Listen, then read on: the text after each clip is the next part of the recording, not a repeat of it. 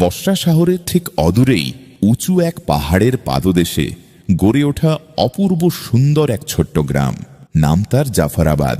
গ্রামটি আকারে ছোট হলেও এখানকার মানুষগুলো নিজেদের ভিটে মাটি, ঐতিহ্য এবং আত্মমর্যাদাকে প্রাণের চেয়েও বেশি ভালোবাসত। এই গ্রামেই বাস করতেন ইব্রাহিম মিয়া নামের এক বয়োজ্যেষ্ঠ মানুষ। ইব্রাহিম মিয়ার পোশাক পরিচ্ছদ ছিল একেবারেই সাধারণ। পরনে একটি সাদামাটা পুরনো ফতুয়া, কিছুটা মলিন পায়জামা, আর মাথায় সব সময় একটি পুরনো জালি টুপি শোভা পেত। তার হাতে সব সময় থাকত আবলুস কাঠের তৈরি একটি পুরনো লাঠি। তবে হাঁটার চেয়ে তিনি সেই লাঠিটি বেশি ব্যবহার করতেন গভীর চিন্তামগ্ন অবস্থায় মাটিতে দাগ কাটার জন্য। বাহ্যিক দৃষ্টিতে তাকে খুব সাধারণ আর দুর্বল একজন কৃষক মনে হলেও আশেপাশের বেশ কয়েকটি গ্রামে তার তীক্ষ্ণ মেধা এবং বুদ্ধিমত্তার গল্প মানুষের মুখে মুখে চর্চায় থাকত। বলা হতো ইব্রাহিম মিয়ার কাছে হয়তো কোনো পুঁথিগত বিদ্যা নেই, কিন্তু তার কাছে রয়েছে জীবনের এমন এক অমূল্য অভিজ্ঞতার ভাণ্ডার, যা দিয়ে তিনি যে কোনো কঠিন সমস্যার সমাধান নিমিষেই করে ফেলতে পারেন। তার জীবনের মূলনীতি ছিল একটাই, কখনো বিনা কারণে কাউকে বিরক্ত করা যাবে না। তবে কেউ যদি অন্যায়ভাবে জুলুম করতে আসে, তবে তাকে নিজের বুদ্ধির জোরে এমন চরম শিক্ষা দিতে হবে যেন সে সারা জীবন তা মনে রাখে। সে বছর জাফরাবাদ এবং তার আশেপাশের অন্তত 5টি এলাকায় ভয়াবহ খরা দেখা দিল। আকাশ থেকে বৃষ্টির এক ফোঁটা পানিও ঝরল না। কৃষকদের ফসলের মাঠ রোদে পুড়ে ছাই হয়ে গেল, আর সাধারণ মানুষের ঘরে ঘরে শুরু হলো অনাহারের হাহাকার। এই অসহায়ত্ব এবং অভাবের সুযোগ নিতে বসরা শহর থেকে গ্রামে এসে হাজির হল নবাব কাসেম বেগ নামের এক অত্যন্ত ধূর্ত, অহংকারী এবং লোভী জমিদার। নবাব কাসেম বেগ দেখতে বেশ হৃষ্টপুষ্ট, সব সময় রেশমি পোশাকে আবৃত থাকত। তার আঙুলগুলো ছিল দামি পাথরের আংটিতে ভরা, আর চেহারায় সব সময় লেগে থাকত এক নিষ্ঠুর ও কৃত্রিম হাসি। তার পেশাই ছিল গরিব মানুষের বিপদের দিনে চড়া সুদে ঋণ দেওয়া এবং পরে তাদের সেই ঋণের জালে ফাঁসিয়ে পানির দরে তাদের উর্বর জমিগুলো দখল করে নেওয়া। এবার এই লোভী জমিদারের শকুনের মতো তীক্ষ্ণ নজর পড়ল ইব্রাহিম মিয়ার সেই চমৎকার পৈতৃক খেজুর বাগানের ওপর, যা পুরো এলাকার মধ্যে সবচেয়ে বেশি ফলনশীল এবং মূল্যবান বলে পরিচিত ছিল। ওই বাগানের মাটি এতই উর্বর ছিল যে যে কেউই তা নিজের করে পেতে চাইত। এক তপ্ত দুপুরে নবাব কাসেম বেগ তার 2 বিশালদেহী ও নিষ্ঠুর সাঙ্গপাঙ্গ মুজিবর এবং হারুনকে সাথে নিয়ে ইব্রাহিম মিয়ার বাড়ি লাঙিনায় এসে হাজির হল। তখন দুপুরের রোদ বেশ কড়া। ইব্রাহিম মিয়া তার পুরনো চারপাইতে বসে অত্যন্ত শান্ত ভঙ্গিতে তসবি পড়ছিলেন। হুক্কর গুলবুর শব্দের মাঝে ইব্রাহিম মিয়া তার আধবোজা চোখে নবাবের আগমন লক্ষ্য করলেন, কিন্তু তিনি নিজের জায়গা থেকে বিন্দুমাত্র নড়লেন না। নবাব তার গোফে তা দিয়ে চেহারায় এক কুটিল হাসি ফুটিয়ে তুলে বলল, সালাম ইব্রাহিম মিয়া, শুনেছি তোমার বুদ্ধির খ্যাতি নাকি বসরার বাজার পর্যন্ত ছড়িয়ে পড়েছে। মানুষ বলাবলি করে যে তুমি নাকি বাতাসের গন্ধ সুখেই বৃষ্টির পূর্বাভাস দিতে পারো, কিন্তু আজ আমি তোমার এই গ্রাম্য বুদ্ধিমত্তার এক কঠিন পরীক্ষা নিতে এসেছি। দেখি শহরের চালাকি আর জ্ঞান বুদ্ধির সাথে পাল্লা দেওয়ার মতো সাহস তোমার আছে কিনা। ইব্রাহিম মিয়া অত্যন্ত শান্তভাবে তসবি পড়া থামালেন, একটি দীর্ঘশ্বাস নিলেন এবং অত্যন্ত ধীর ও গম্ভীর কণ্ঠে উত্তর দিলেন, নবাব সাহেব, আমরা তো এই মাটির সাথে মিশে থাকা মূর্খ চাষাভুষো মানুষ। আপনাদের মতো বড় আর ধনী মানুষদের সামনে আমাদের আর কি বা যোগ্যতা। তবুও আপনি যখন আমাদের এই গরিবের কুটিরে কষ্ট করে এসেছেন, তখন বলুন কি হুকুম। জাফরাবাদের এটি পুরনো ঐতিহ্য যে কোনো অতিথি উপবাসী খালি হাতে ফিরে যায় না। নবাব তার সাঙ্গপাঙ্গদের দিকে ইশারা করল। তারা তাদের কান থেকে মখমলের কাপড়ে মোড়ানো কিছু ভারী জিনিস নিচে নামিয়ে রাখল। নবাব অবজ্ঞার হাসি হেসে বলল, ইব্রাহিম মিয়া, আপ্যায়নের কথা পরে হবে, আগে একটা খেলা হয়ে যাক। খেলাটি হলো বাজির। তুমি যদি এই খেলায় জিতে যাও, তবে দেখো আমার কাছে থাকা খাঁটি সোনার 100 দিনার ভর্তি এই থলিটি তোমার হয়ে যাবে। এই খরার দুর্দিনে তোমার পুরো পরিবারের জীবন পাল্টে যাবে। কিন্তু তুমি যদি হেরে যাও, তবে তোমার ওই পৈতৃক খেজুর বাগানটি চিরকালের জন্য আমার নামে লিখে দিতে হবে। বলো, এই কঠিন চ্যালেঞ্জ গ্রহণ করার মতো সাহস তোমার বুকে আছে কিনা? গ্রামের কয়েকজন মানুষ যারা জোহরের নামাজের পর সেখান দিয়ে যাচ্ছিল, নবাবের এই অহংকারী ও ভারী কণ্ঠ শুনে আঙিনার বাইরে জড়ো হতে লাগল। সবাই ফিসফিস করে বলাবলি শুরু করল যে এই খরার বিপদের দিনে নবাব কাসেম বেগ ইব্রাহিম মিয়াকে পথে বসানোর জন্য এক গভীর জাল বিছিয়েছে। কিন্তু ইব্রাহিম মিয়ার চেহারায় ভয়ের কোনো চিহ্নই ফুটে উঠল না। তিনি তার লাঠিটি সোজা করে চারপায়ার ওপর সোজা হয়ে বসলেন এবং বললেন, নবাব সাহেব, বাজি তো বেশ বড়সড়, তবে জাফরাবাদের পানি এতটাও দুর্বল নয় যে লড়াই না করেই আমরা ময়দান ছেড়ে দেব। বলুন কোন খেলায় নামতে হবে? ইব্রাহিম মিয়ার সম্মতি পেতেই নবাবের চেহারায় এক শয়তানি হাসি ভেসে উঠল। সে তার দুই সাঙ্গপাঙ্গকে হুকুম দিল, ওরে মুজিবার, হারুন, নামা তোদের কাঁধ থেকে ওই দুর্লভ জিনিসগুলো আর রাখ এই গ্রাম্য বুড়োর সামনে, যেন এর চোখও ধাঁধিয়ে যায়। সাঙ্গপাঙ্গ দুজন খুব সাবধানে মখমলের কাপড়টি সরিয়ে ফেলল। কাপড় সরাতেই সেখানে তামা দিয়ে তৈরি 3টি অত্যন্ত সুন্দর লম্বা গলার সুরাহি চকচক করে উঠল। সুরাহিগুলো সাধারণ কোনো সুরাহির মতো ছিল না। এগুলোর নিচের অংশ ছিল কুলসির মতো গোলাকার ও বড়, কিন্তু গলাগুলো ছিল এতটাই লম্বা আর সরু যে এর ভেতর উঁকি দিয়ে দেখা বা হাত ঢোকানো ছিল পুরোপুরি অসম্ভব। 3টি সুরাহির মুখেই তামার ঢাকনা দেওয়া ছিল, যা গালা এবং মোম দিয়ে পুরোপুরি সিল গালা করে বন্ধ করা হয়েছিল। সুরাহিগুলোর গায়ে কোনো ধরনের চিহ্ন ছিল না। 3টি সুরাহি দেখতে হুবহু একই রকম, একই রং, একই আকার এবং একই ওজন। নবাব ওই সুরাহিগুলোর দিকে আঙুল তুলে চরম অহংকারের সাথে বলল, দেখো ইব্রাহিম মিয়া, এই হচ্ছে 3টে লম্বা গলার সুরাহি। এই পিন্টের ভেতরে 3 ধরনের আলাদা আলাদা জিনিস ভরা আছে। একটি সুরাহির পেটে রয়েছে একদম খাঁটি এবং মিষ্টি মধু, দ্বিতীয় সুরাহির ভেতরে আছে কড়া সুগন্ধিযুক্ত গোলাপ জল, আর তৃতীয় সুরাহিটির ভেতরে ভরা আছে মরা পশুর পচা ও দুর্গন্ধযুক্ত ময়লা পানি। এটুকু বলে নবাব ইব্রাহিম মিয়ার আরো কাছে এগিয়ে এলো এবং আঙুল উঁচিয়ে বাজির কড়া নিয়মগুলো বুঝিয়ে দিতে লাগলো। এবার কান খুলে শুনে নাও ইব্রাহিম মিয়া, নিয়ম বড়ই কঠিন। তুমি এই 3টে সুরাহিকে তাদের জায়লা থেকে বিন্দু মাত্র সরাতে পারবে না। তুমি এগুলো ছুঁতে বা ওঠাতে পারবে না, আর এগুলোর ভারসাম্যও নষ্ট করতে পারবে না। তুমি এগুলোর মুখে লাগানো এই গালার সিল ভাঙতে পারবে না, আর ঢাকনাও খুলতে পারবে না। এমনকি সুরাহির মুখে যে অত্যন্ত সরু ছিদ্র রয়েছে তার ভেতরে তুমি কোনো কাঠি, আঙুল বা কাপড়ও ঢোকাতে পারবে না। তোমাকে দূরে দাঁড়িয়ে কোনো কিছু স্পর্শ না করে এবং সুরাহি না খুলেই শুধুমাত্র তোমার চোখ দিয়ে দেখে বলতে হবে কোন সুরাহিতে মধু আছে, কোনটিতে গোলাপ জল আছে, আর কোনটিতে আছে পচা দুর্গন্ধযুক্ত জল। যদি তুমি একটি জবাবও ভুল দাও তবে তোমার ওই মহামূল্যবান বাগানটি আমার হয়ে যাবে। নবাবের কথা শুনে সেখানে জড়ো হওয়া গ্রামবাসীদের তো রীতিমতো মাথায় হাত। গ্রামের সবচেয়ে বয়োজ্যেষ্ঠ ব্যক্তি কাসেম চাচা সামনে এগিয়ে এসে প্রতিবাদ করে উঠলেন, আরে নবাব সাহেব, এটা কেমন বিচার? বন্ধ সুরাহির ভেতরে যার গলা এত লম্বা আর সরু, কেউ না খুলে কিভাবে বুঝবে তার ভেতরে কি আছে? এটা তো সম্পূর্ণ জালিয়াতি। ইব্রাহিম মিয়া, তুমি এই খেলায় জড়িও না। শহরের এই নিষ্ঠুর লোকটা তোমার জমি গ্রাস করতে চায়। নবাব অট্টহাস্য হেসে উঠল এবং বলল, কি হলো ইব্রাহিম মিয়া, তোমার গ্রামের প্রবীণ ব্যক্তিরাই তো আগে থেকেই ভয় পেয়ে গেছে। যদি সাহস না থাকে তবে এখনই নিজের হার মেনে নাও এবং আজই জমির দলিলে টিপসই দিয়ে দাও। আমি তো ভাবতাম গ্রামের মানুষের বুকে অনেক জোর থাকে, কিন্তু এখানে তো দেখছি সবাই ফাঁপা ভীতু।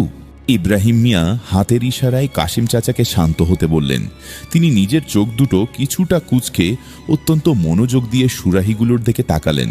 কড়া রোদে সুরাহিগুলো ঝকঝক করছিল। সুরাহির গলা লম্বা হওয়ায় এর ভেতরের বাতাস সহজে বাইরে আসতে পারছিল না, আর বাইরের আলো ভেতরে যাওয়ার কোনো উপায় ছিল না।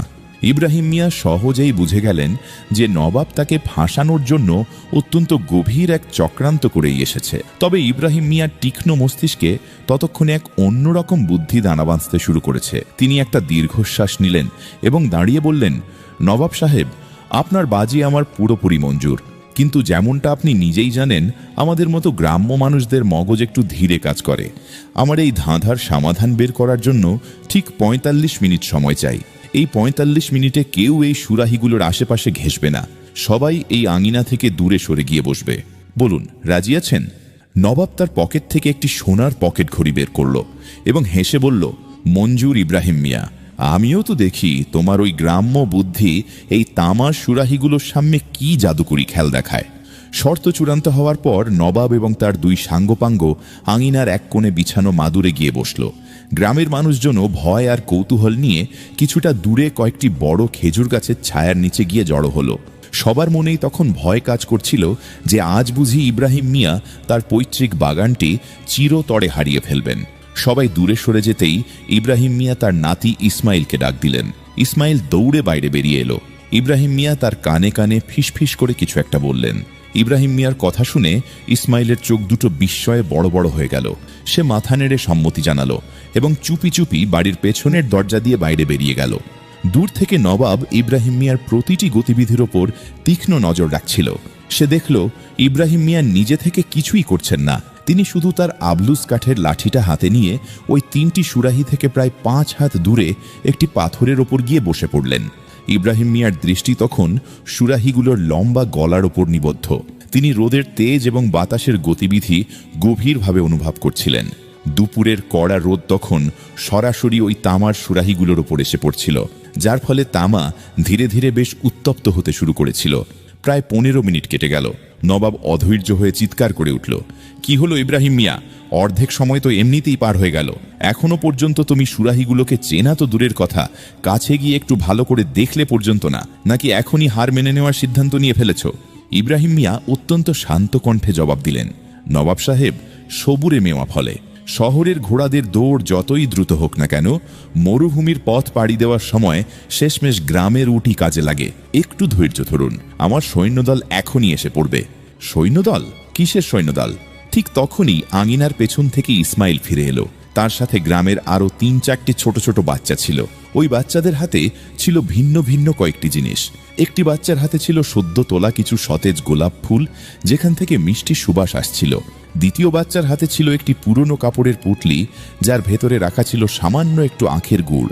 আর তৃতীয় বাচ্চার হাতে ছিল একটি পাতার ঠোঙা, যার ভেতরে ছিল পচা মাংসের একটি টুকরো, যা থেকে বীভৎস দুর্গন্ধ ছড়াচ্ছিল। এসব দেখে নবাব নিজের হাসি আর আটকে রাখতে পারল না। সে হো হো করে অট্ট হাসি হেসে উঠে বলল, আরে ইব্রাহিম মিয়া, এসব কি তামাশা? আমি মূল্যবান জমি আর সোনার দিনারের কথা বলছি, আর তুমি এখানে পচা মাংস, গুড় আর ফুল আনিয়ে বাচ্চাদের খেলা খেলছো? এই আবর্জনা দিয়ে কি তুমি তামার সুনাহির রহস্য ভেদ করবে? ইব্রাহিম মিয়া বাচ্চাদের হাত থেকে জিনিস 3টি নিজের হাতে নিলেন।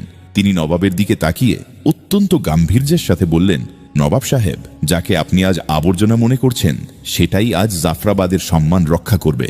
এবার আপনি শুধু চুপচাপ দেখতে থাকুন যে সামনে কি ঘটতে চলেছে। ইব্রাহিম মিয়া সবচেয়ে প্রথমে বাম দিকে রাখা সেই লম্বা গলার সুরাহিটার কাছে গেলেন। তিনি সুরাহিটিকে বিন্দুমাত্র স্পর্শ না করে ঠিক তার মুখের পাশেই ওই পচা মাংসের পাতাটি রেখে দিলেন। এরপর তিনি মাঝখানের সুরাহিটির কাছে গেলেন এবং তার মুখের কাছে গুড়ের টুকরোগুলো ছড়িয়ে দিলেন। সবশেষে তিনি ডান দিকের 3য় সুরাহির কাছে পৌঁছলেন এবং তার মুখের কাছে তাজা গোলাপ ফুলগুলো রেখে দিলেন। এই পুরো কাজটি শেষ করে ইব্রাহিম মিয়া পুনরায় ফিরে এসে তার নির্দিষ্ট পাথরের উপর বসে পড়লেন। আঙ্গিনায় তখন পিন পতন নীরবতা, শুধু দুপুরের তপ্ত হাওয়া বয়ে যাচ্ছিল। সবাই রুদ্ধশ্বাসে সুরাহিগুলোর দিকে তাকিয়েছিল যে এবার ইব্রাহিম মিয়া কি জাদু দেখাতে চলেছেন। ঘড়ির কাঁটা ধীরে ধীরে এগোচ্ছিল। নবাবের ধৈর্য এবার জবাব দিতে শুরু করেছিল। সে তার ঘড়ির দিকে তাকালো। 45 মিনিট পুরো হতে আর মাত্র 5 মিনিট বাকি। সুরাহিগুলোর আশেপাশে তখনও কোনো নড়াচড়া নেই, কোনো পরিবর্তনও চোখে পড়ছে না।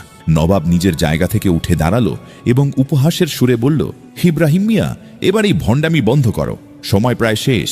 তুমি এই যে মাংস, গুড় আর ফুল রেখেছ, এগুলো দিয়ে এই বন্ধ তামার সুরাহির ভেতরের জিনিসের খোঁজ কিভাবে মিলবে? চলো এবার নিজের হার স্বীকার করো আর জমির দলিলে তোমার টিপসইটা দিয়ে দাও। ইব্রাহিম মিয়া আকাশের দিকে তাকালেন এবং বললেন, নবাব সাহেব, আপনারা শহরের বদ্ধ প্রকোষ্ঠে থাকেন, তাই প্রকৃতির ভাষা আপনারা বোঝেন না। আমরা গ্রাম্য মানুষ এই রোদ, বাতাস আর পশু পাখিদের সাথেই বেঁচে থাকি। একটু নিজের চোখটা খোলা রাখুন আর দেখুন, আমার সৈন্যদলের প্রথম সিপাহী চলে এসেছে। ঠিক তখনই আকাশ থেকে 2টি কালো কাক উড়তে উড়তে নিচে নেমে এলো। কাক এমনিতে নোংরা এবং পচা জিনিসের সন্ধানী হয়। সবাই রুদ্ধশ্বাসে তাদের দেখতে লাগলো। কাকগুলো মাঝখান আর ডান দিকের সুরাহি দুটোকে পুরোপুরি এড়িয়ে সোজা বাম দিকের প্রথম সুরাহিটির কাছে গিয়ে নামলো, যেখানে পচা মাংস রাখা ছিল। কিন্তু সবচেয়ে আশ্চর্যের বিষয় হলো, তারা সেই মাংসের টুকরোটি খেল না, বরং তারা সুরাহির লম্বা গলার ওপর গিয়ে বসল এবং তাদের ঠোঁট দিয়ে গালার সিলটি ভাঙার আপ্রাণ চেষ্টা করতে লাগলো। নবাবের কপালে তখন চিন্তার প্রথম ঘামের বিন্দুটি চকচক করে উঠল। তখনই আঙিনার এক কোণ থেকে লাল এবং কালো পিঁপড়ের একটি দীর্ঘ সারি চোখে পড়ল।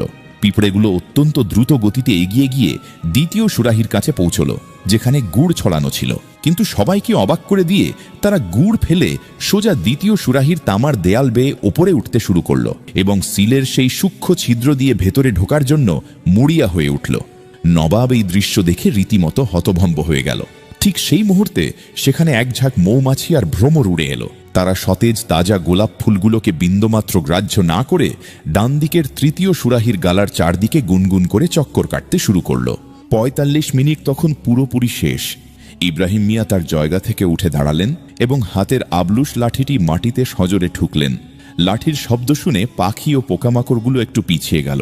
ইব্রাহিম মিয়া হাত জোর করে বললেন, নবাব সাহেব, সময় শেষ। প্রকৃতি তার নিজস্ব রায় শুনিয়ে দিয়েছে। প্রথম সুরাহিটি, যেটির ওপর কাকেরা ঠোকর দিচ্ছিল, তার ভেতরে রয়েছে পচা আর নোংরা পানি।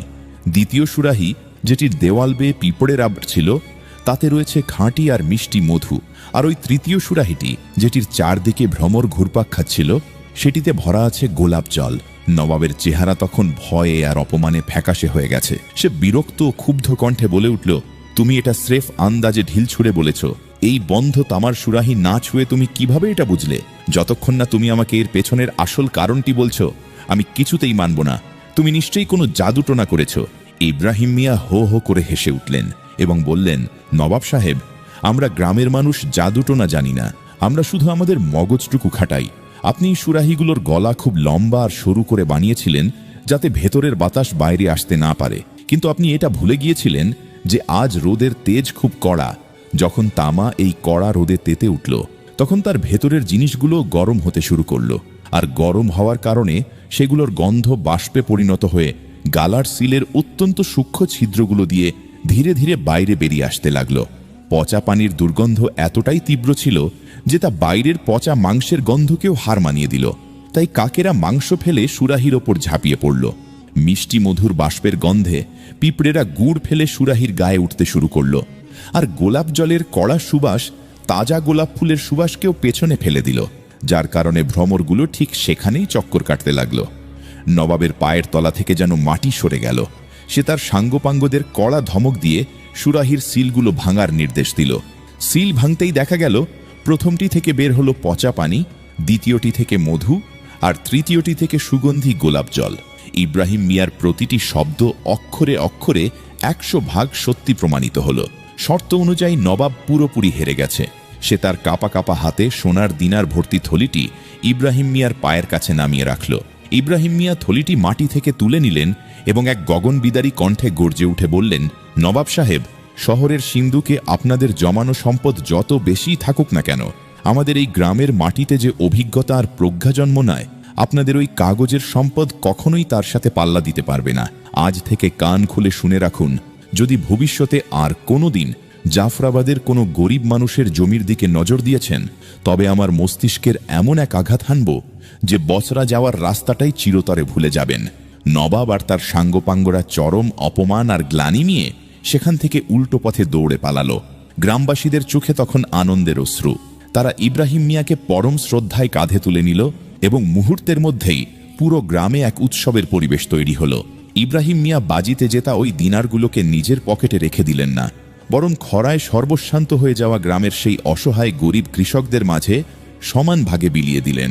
সেদিন রাতে পুরো জাফরাবাদ গ্রাম জুড়ে আনন্দের প্রদীপ জ্বলে উঠল। আর সেদিন থেকেই গ্রামের প্রতিটি মানুষের মুখে মুখে একটি কথাই ফিরতে লাগলো, যে শহরের চালাকি তার নিজের জায়গায় ঠিক থাকতে পারে, কিন্তু গ্রামের মানুষের সাধারণ জ্ঞান আর প্রজ্ঞার কাছে সবকিছুই হার মানতে বাধ্য।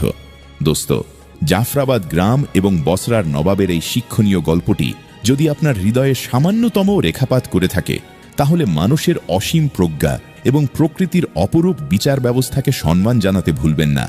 বিপদের দিনে অভিজ্ঞতা আর উপস্থিত বুদ্ধি যে কতটা শক্তিশালী হতে পারে, তা ইব্রাহিম